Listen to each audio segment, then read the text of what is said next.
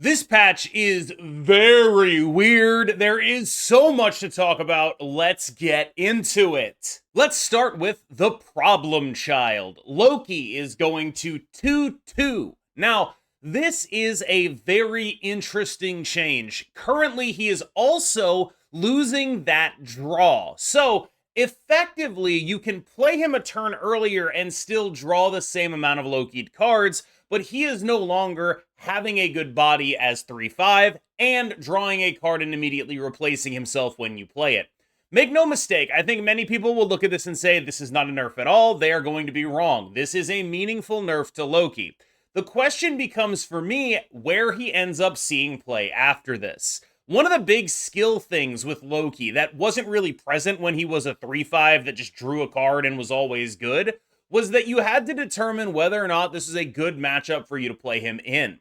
Cards like destroy cards ended up being pretty poor matchups for Loki to actually be a card in, so you ended up not wanting to play him very much against decks like Destroy and decks like Phoenix Force. That gets more pronounced with a change like this, because 2-2 means you want to commit to it very, very early. You're going to be able to play this on turn 2, but you're not going to be able to get a lot of payoff from it. A comparison that I would like to make is a card like Daredevil, where we can see that actually playing a 2-2 that is not very good is a meaningful sacrifice a lot of the time. Loki went from being a card that was aggressively costed at a spot on the curve that had a lot of competition and one of the best cards there, to being a card that is not nearly so aggressively costed, a very mediocre sub-vanilla stat line. He went from 1 above the vanilla curve to 1 below the vanilla curve. So this ends up being less of a catch-all option that goes in everything, unless, of course, the ability is so strong that everyone wants to play it anyway. I'm of the opinion that that's probably not true. But there is a big elephant in the room here, and that is Aurashem. My current take on Aurashem is that it is a bad deck stapled to and held up by a very good card, and that good card is Loki. This is, of course, 3-5 Loki. Now, 3-5 Loki is definitely better in Aurashem than 2-2 Loki. I think a lot of people will be like, oh, but now they can Loki you on turn 1. That really honestly doesn't matter. The fact that it is going from 3-5 to 2-2, the fact that despite the fact that it is going from 3-5 to 2-2, you are still drawing the same amount of Loki cards, because if you play that 3-5 that draws a card a turn after you play the 2-2, well, you're drawing the same number of Loki cards and you're not actually paying a cost for it. So the way I read this is there's no way for me to look at this and say this is anything but a notable nerf. You are drawing the same amount of Loki cards as you would otherwise, but you are getting a worse body for the effect. The issue is, in Aurashem, this card still plays offense and defense. This card is still mitigating your vulnerabilities while maximizing your advantages. And I would expect that it remains the best card in Aurashem. It is now, I would suspect, married to Aurashem. These two go together for the foreseeable future. My big question for what this card is will all the sort of hybrid Loki decks stick around? Does Wiccan still want to be playing Loki? My instinct is probably not. How strong is a turn 2 Loki if your hand is bad? How strong is a turn 2 Loki in one of those decks if your hand is good? I think this card will bear some exploration. It's possible it might need to go to like 2-1 or something. If it were me making this change, I would have been a little more heavy-handed on this. I would have gone for same text, take the draw off, put it at 3-4, and just say, look, if you want this, you're going to have to play a Cyclops to get it. That's what I would have done. I think 2-2 is not very far removed from that, but it maintains some of the dream of the card while taking away a lot of the power points of the current version. The current version had 3 main power points. Only one of them was the fact that it did the thing it did, the effect that it had, the deck effect that it currently has here. The other 2 power points were, is a 3-5, which is very good, and is a card that draws a card, which is very good. Getting rid of both of those things is a meaningful weakening of this effect, and I think now we're going to be able to see how strong this effect is on its own. I'm interested in this one, because I do think it could go either way. I think this probably still ends up in every Aurashem deck because of the way it plays offense and defense, but I am a little bit wondering if this might actually not kill the card, but make it a much more limited in scope card that goes with a certain type of deck. I'm interested in finding out because it is also, by the same token, a lot easier to splash a 2-drop than it is a 3-drop. So it's possible you can still splash Loki in your good stuff mid-range deck. I think you'll try. I'm not sure it'll be good enough. I know it won't be as good as it was, but maybe it still meets the bar. Swapping stats with Loki is beast. And this is where we get into weird territory here, because I'm not going to go out and say, Beast was a wholly unproblematic card, but I do sort of think that this was not necessarily about what's happening in the game right now, and maybe more of a long-term, they feel this card is problematic kind of deal. It's hard to think of a card that has gotten changed and moved around more than Beast. I know there are some, I think we just talked about one of them, but Beast is this kind of card that makes it very difficult for them to print certain cards when it is at a certain power level. Every 1-drop they make has to be balanced for being repeatable. Everything they do has to be sort of warped around. That is, if it's an early on reveal, it's kind of hard to make a card. I do think that this could be a sort of long-term health kind of change. And I also am not sure how much of a change it actually is, or how much of a nerf it actually is. I remember when Beast was originally a 2/2 that had the discount permanently. It got moved to a 3/4 that had the discount permanently. And everyone said this would be a nerf and this would kill bounce. And I said, this card is actually still perfectly fine. You are happy to do it. And part of me thinks that is still true.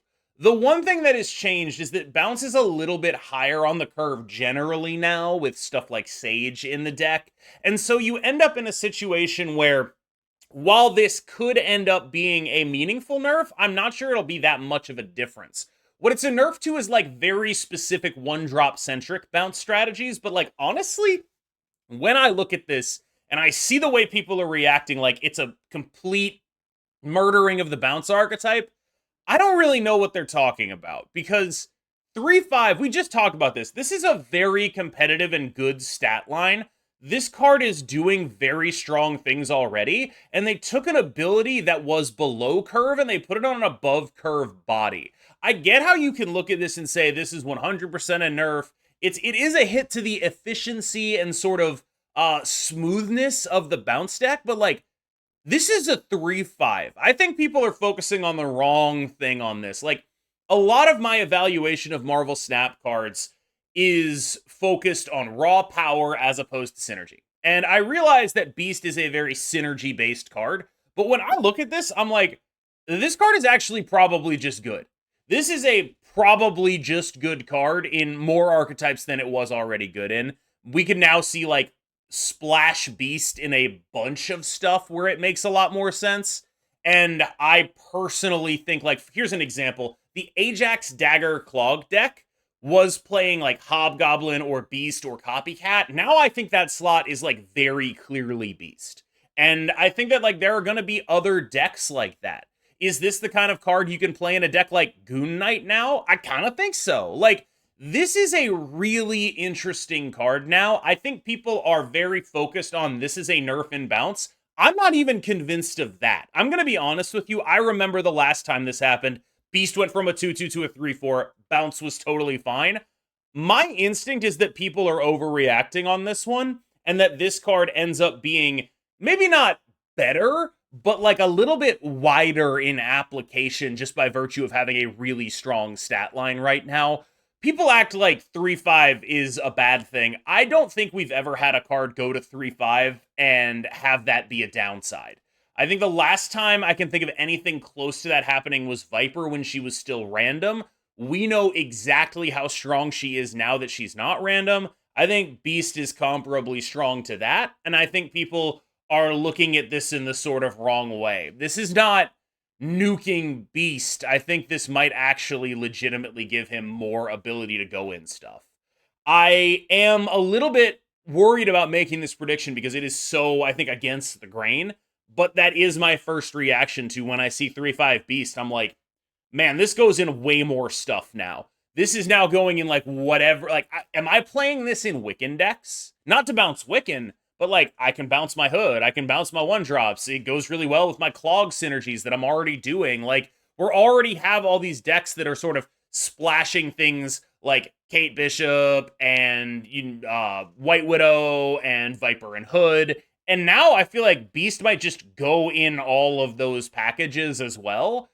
I would say that I'm actually excited to play with 3-5 Beast. I think that's where I'm at with this. I'm not going to go out on a limb and make like any wild power level predictions, but I'm excited to put this guy in more decks than just bounce decks. Here's another one that I think the community is going to get really, really wrong. Copycat is now going to copy the bottom text, the text of the bottom card that your opponent has in the deck. And I think a lot of people are going to freak out and say, they killed Copycat, why did I buy this? I want to tell everyone here, 98% of the time, this is the exact same card. Because Copycat is copying the bottom card of the deck. They're not drawing that anyway. The only time they are drawing that anyway is when you shuffle it into their hand. And in those situations, to be clear, the required thing that has to happen here is you draw Copycat, you then play a Korgore Rock Slide, you shuffle their deck, and they then draw the card that would have been stolen by Copycat. This is not a thing that happens any reasonable amount of the time. This is not a nerf to Copycat in a meaningful way. This is literally going to leave her as basically the exact same card. What's going to happen, though, is a bunch of people who don't understand that the bottom card of your deck is inaccessible to you already are going to lose their minds. You already know from getting a Copycat that the card on the bottom of their deck is a card that they are not going to have access to that game. So the information advantage is the exact same. If they have an Iron Man on the bottom of their deck, you don't have to play around Iron Man unless you're shuffling their deck. That's it. It's the same card. It's the exact same card unless you're shuffling their deck. The only downside this adds onto it is that it is now no longer a free roll card in your Darkhawk deck that was already shuffling rocks in there, because one of the advantages of stealing it is that you would use that shuffling the deck to your advantage and give them another dead draw of the card that Copycat had copied. That is so not what she's about most of the time, though. Like, this is a card that is going to be the exact same, that people are going to act like it is a huge nerf. This card does the same things it did in 95 to 98% of the situations, and people are going to act like this is dead. That is absolutely not true. I do not want you to listen to those people. Copycat is going to be exactly the same card. If you are playing this card in a Sandman deck, guess what? They already weren't shuffling. If you are playing this card in a Athena deck, guess what? They already weren't shuffling. It is the exact same card. There are so few scenarios that do not involve shuffling that involve them drawing the bottom card of their deck. And this is a great example of ways in which Marvel Snap players misunderstand how cards functions work. And in addition to that, this is a great example of ways in which people overvalue certain effects. Cards like Cable. Cable used to draw the bottom card of your opponent's deck, and it was terrible because they weren't drawing that anyway. Like, this is the kind of quote-unquote disruption that bad players value very highly because they don't understand that it doesn't matter. The only time it matters is when they were going to draw that card anyway. They were almost never drawing that card anyway, ergo, this is almost never actually a meaningful nerf. Maybe take it out of your Darkhawk decks. I don't even know if you have to do that. Like, this is still a very fine to great to, like, this is still the premier 3-drop in the game, probably. Like, it is that good. And I think people are going to look at this and you're going to see a ton of takes that are like, oh, they did it so the speed would be better. Why would you even buy this? It's the same card. It's the same damn card. Calm down. When they nerfed Cannonball to 5/7, they noted that they might give him his power back at some point in the future. It appears we have reached some point in the future. Cannonball is getting his power back up to 5/8. Everything else about the card remains the same. My instinct on the 5/7 nerf to Cannonball was that it was not necessary, nor was it, I would say, particularly meaningful.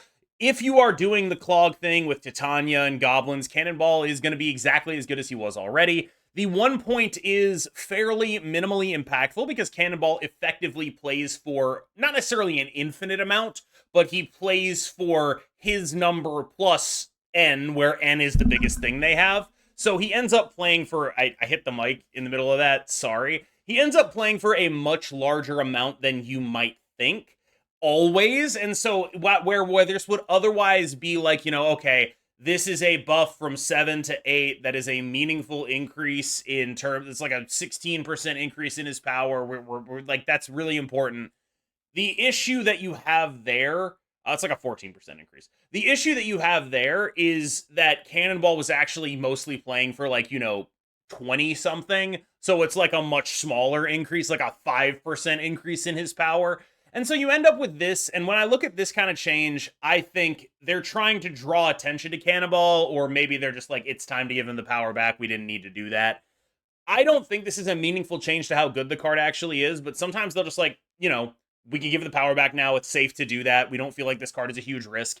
And frankly, I do think Cannonball is already kind of a risk and could be a bigger one, because this is a card that is an excellent payoff for a clog tactic. You saw me play him in the Clog Thena deck. There was a lot of real power that I was bringing to bear with that list, and I still think that that is likely to be something that I'm going to be doing with this card. He is now in a role that makes sense for him. He is a clog finisher. He is already in that role, though, and I think that this power buff matters a lot less than it might look like it matters because it has this ability to effectively play for 20 power, as opposed to like the 7 or 8 that's actually on the card. You're not really doing it for that number, but hopefully this gets more people looking at Cannonball again. This one's actually kind of nuts. Destroyer is going to a 6/14 that destroys your cards at other locations now. And that's really cool, because Destroyer, I have a soft spot for. I don't know if you're aware of this, but the bot Destroyer deck is, as far as I'm aware, copied from me. Back in the beta, I was like sort of, this sounds ridiculous, it's like a rain ad thing. I was sort of the innovator of Destroyer Goblins as a strategy. I wrote like a guide to it and stuff before I was even making videos or anything like that. And it gradually evolved. One of my friends took it and made it into like Destroyer Spectrum, which is like the best deck, or one of the best decks in like the first month of the game. And like, actually, that deck was the original Professor X deck, funnily enough. And so I have a big soft spot for Destroyer. I got him out of the Nexus events, if anyone remembers those. And Destroyer is a card that I have a soft spot for, and a card that I am interested in seeing what happens with, because I think it's cool when people deck build to avoid a downside. Now, is 6/14 enough to make that worth it? I don't really know. But I am happy to see a buff to this card, and I will say a friend of mine recently has been playing a sort of Nimrod or Die deck, and I think that this could be an actual buff to that list. It's a deck that plays Destroyer and really wants to do cool stuff with Destroyer. I would like to see what this card can do. And I think that this is a buff, not necessarily that's long overdue, but that unlocks some really interesting stuff. Here's the issue, though, and here's why I wouldn't have made this buff. I find that all the decks Destroyer plays in, whether they be like Nimrod combo Shuri things, which for the record, that looks kind of interesting, or they are things that are along the lines of like your typical Destroyer lockdown, whether that be with Goblins or with Professor X, I don't find those play patterns particularly fun, and they're not the kind of thing I want to be buffing in my game. If I were the person making these changes, I would not have done this, I think, but I do think it's likely low risk. It's just that if this actually does hit and people are able to make this good, the play patterns this card promotes are play patterns that are not very fun. And I think that's already true, and I probably wouldn't have wanted to make it potentially metagame viable. That's my risk with Destroyer here, is I don't think those play patterns are fun or enjoyable for both players. They're very, I'm doing my own thing, and if it beats you, sorry dude, but it beats you by a lot. I don't really like buffing decks like that, and I do think that this change to Destroyer runs the risk of creating some unfun game experiences. However, at least in the short term, I think people are going to have a lot of fun playing like Destroyer with Nimrod, and especially my friend Mickey is going to be pretty happy with this one, I think. Okay, I don't know what this one is. I don't know why Taskmaster had to get nerfed. I literally have no idea. It doesn't make sense to me. One of my friends proposed that the reason this card had to get nerfed was because, like, Human Torch in the future move bounce deck must have been, like, a huge problem. The best I can come up with for Taskmaster is that he represented a sort of fundamental problem, the same way Beast did, where it's like, these are cards that are fundamental limiters on what we can make. I think people are talking about it like it's like a future move problem. I'm not sure it's a future move problem. It could be a future symbiote Spider-Man problem. Or it could just be like, this card is always a card that keeps coming up. Every time we try to do anything, we have this card that doubles it at 5, and we want to make this card that doubles your thing that you invested a lot into a little bit harder to free roll. I will say, I don't think there's a meaningful justification for this in terms of the current metagame. I don't think there is a deck that is using Taskmaster to a high level right now. People are going to be like, oh, they targeted at Mr. Negative. Come on now. Like, come on. Like, this is not a meaningful nerf to Mr. Negative. What are we talking about here? It's not a deck that deserves having a meaningful nerf targeted at it. It's neither of those things. So my theory of Taskmaster is, this is a way of changing a card that routinely gives them problems with developing new cards. I don't know if I like that. That's my theory.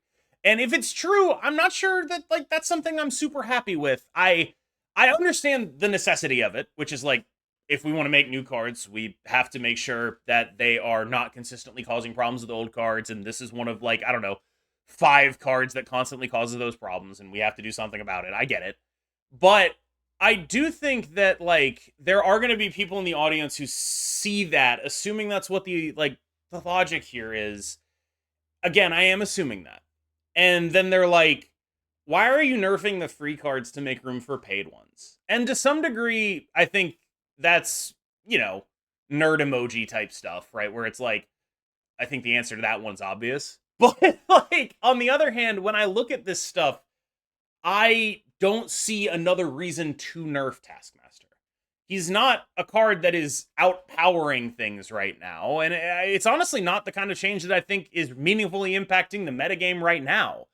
And so I guess I wonder if that makes it okay, where it's like, I don't really think this is doing anything. I just don't understand why you do it, right? And because of that, I'm assuming it must be like some sort of future-proofing thing, where it's like, this kind of has to be something weird and different that's happening. They're entering a season where they're making symbiote Spider-Man. They're entering a season where there's like a potential like Madam Web Aranya Human Torch thing that they don't want to just be a thing. I get it. I get it. But I don't really know how much I like that theory, because it does have some unsettling implications potentially. It feels like otherwise I can't really understand what is going on here. Like, I can't really get it. If that's not what's happening, I don't know what is. Finally, let's talk about maybe the most fascinating of these changes, Attuma. Attuma is now going to destroy one of your weaker cards here instead of destroying himself if you have other cards here. This guy is now suddenly extremely interesting. There are a lot of people playing Clog right now. He's a counter to that, and he's a 4/10. Is this guy like, this is the weirdest one in here. This is the one that I'm like the most confused about. Because when I look at this card, I'm like, is this card kind of busted? Like, he's kind of hard to work with. I get it. But also, this is a 4/10 that has built-in anti-clog gameplay in it.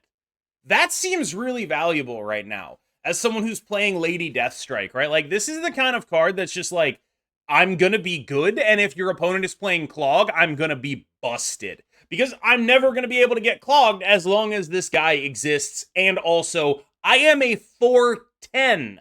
Now, yes, you are paying a cost here, because he's not actually a 4/10 in the worlds where you are not playing against Clog, where you are just like actually running him out there. He's going to be a 4/10 minus whatever it is of yours that he's blowing up. He doesn't go very well with Ant-Man type stuff. He doesn't go very well with Pym Arrow. But I am genuinely interested in this card for maybe the first time ever. And I think that is a really meaningful thing here. I almost feel bad for talking about it at the end, because it might be the most interesting change here. I feel like I just had to talk about everything else first. They were very important, but this is the change I'm the least certain on here.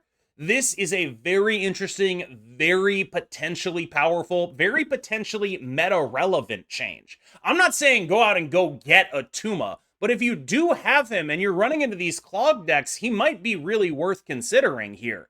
A 4/10 that prevents your opponent from doing a big part of their game, like this could be a meaningful metagame player. I'm already playing Lady Deathstrike in sort of a similar role, and this guy might have more upside, although I think a lot of that is because he's 4 rather than 5.